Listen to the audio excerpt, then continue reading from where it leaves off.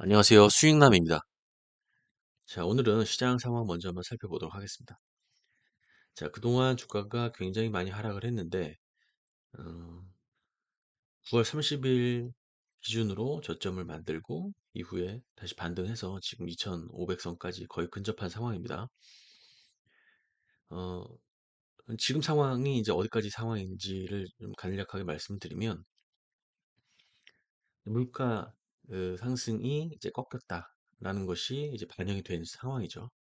미국에서 지금 CPI가 생각했던 것보다 낮게 나왔기 때문에 미국 시장도 급등을 했고 우리나라 시장도 이에 따라서 상승 마감을 했는데 저는 개인적으로 이제 물가가 이제 잡히고 있다라는 부분이 시장에서는 거의 이제 반영이 다 되지 않았느냐 이렇게 생각이 들어요.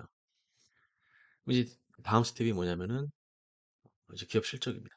기업 실적 그리고 이 어떻게 보면 이자율이 높아진 상황이죠. 그래도 그 상황에 대해서 이제 크레딧 리스크가 분명히 불거질 수가 있어요. 그 크레딧 리스크라 하면 이 높아진 이자를 감당하지 못한 기업들이나 개인들이 부실해질 수 있고 그것으로 인해서 뭐 여러 가지 부실이 좀 나타날 수 있다라는 그런 위험이 남아 있는 상황인데 지금 금리가 급등을 하고 지금 금리 수준에서는 그래도 어느 정도 일정 부분 유지를 할 가능성이 매우 높기 때문에 이 신용 문제만큼은 반드시 또 나올 가능성이 높습니다. 그래서 결론적으로는 주가가 반등을 했지만 이 반등은 이제 물가는 잡혔다라는 거가 다 반영이 되고 이제 그 다음은 기업 실적, 신용 문제가 어떻게 이제 우리 시장을 발목을 잡을 것인지에 대한 부분이 남아 있는 거죠.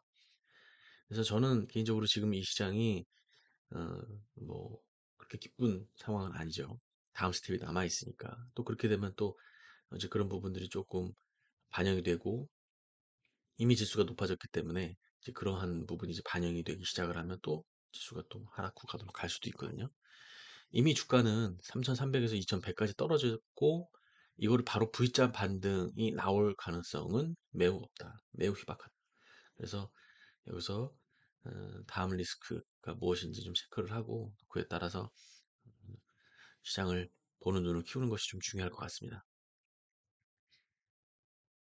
그래도 다행인 것은 이제 물가가 잡혔기 때문에 주가 하락에 대한 부분은 2100, 2000포인트가 깨질 수도 있다라고 생각을 했는데 이제 그런 부분까지는 깨지지 않았고 또 환율도 안정적이기 때문에 이제 뭐 안정적인 박스권 흐름이 형성이 되지 않을까 그렇게 생각을 하고 있습니다. 자, 그러면 바로 종목들 넘어가서 설명해 보도록 할게요. 자, 일단 히림이라는 종목인데요.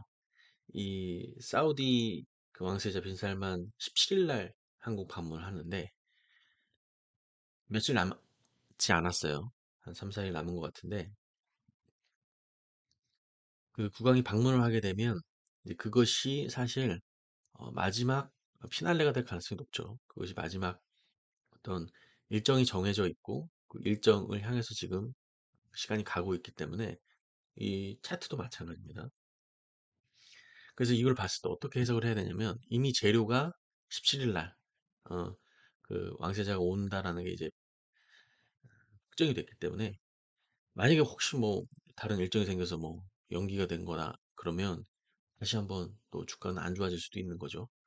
그러나 지금 현재 상황 시점에서는 이제 이번 주에 방문을 한다는 거고 이 히림 같은 경우에 어, 한두 차례 정도는 이 14,850원이나 뭐 이렇게까지는 상승할 수도 있지만 지금 이제 좀 위험한 자리에 왔습니다. 왜냐면 예를 들어서 먼 시점에 이슈가 그러니까 예를 들어서 사우디 왕세자가 다음 달 뭐 중순에 온다고 한다면 벌써 한 달 정도의 시간이 남아 있고 그 한 달 동안의 시간에서 뭐 우리가 물려도 대응을 할 수가 있고 뭐 여러 가지 좀 상황들을 만들어 버릴 수가 있는데 이제 이슈가 종결이 되면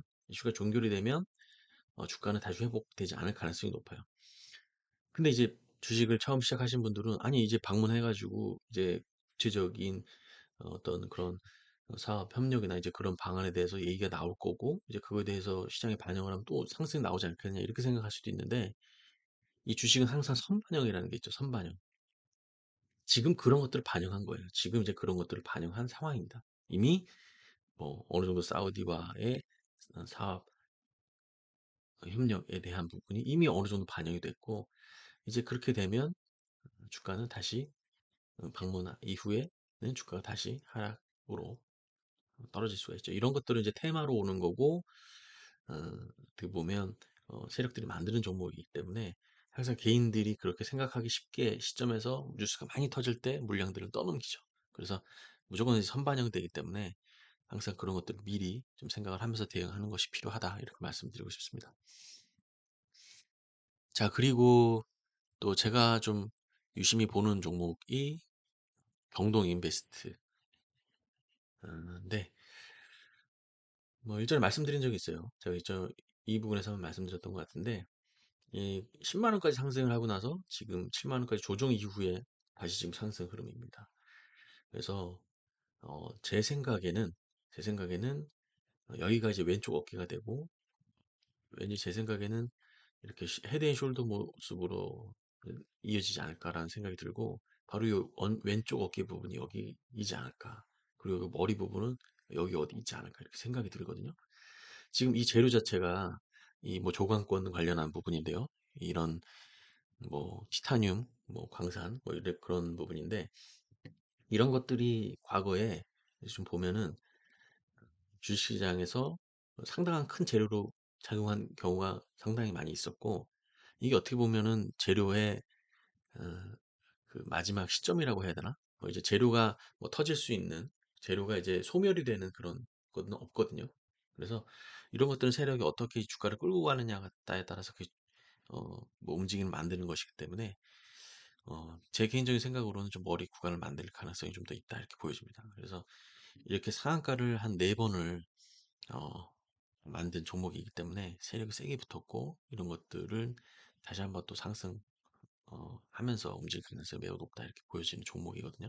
그래서 이 종목도 한번 잘 지켜보셨으면 좋겠습니다. 근데 이런 것들은 좀 매매가 많이 훈련이 된 분들이 하셔야 되는 거고, 특히 제가 말씀드리고 싶은 거는 이제 분봉상 보면 지금 이렇게 평온한 상황이거든요. 이런 상황에서는 웬만하면 매수를 안 하시는 게 좋습니다. 이런 것들은 고가권에서 좀 떨어졌을 때, 급락 구간이 나왔을 때 노리는 게 맞다 이렇게 보여집니다.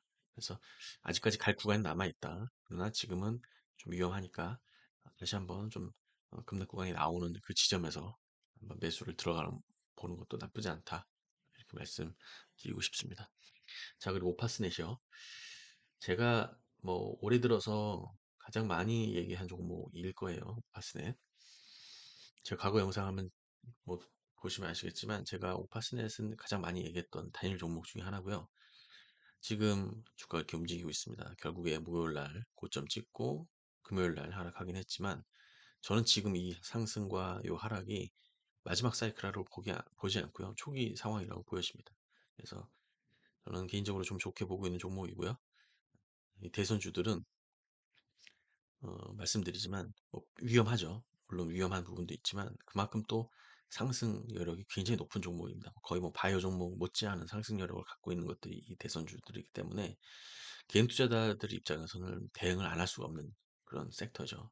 그래서 이 오파스넷도 지금 뭐 이번 주에 어떻게 조정 구간을 만드느냐가 좀 중요한 상황일 것 같은데, 저 개인적으로는 좀 계속 유심히 지켜보고 있는 종목입니다.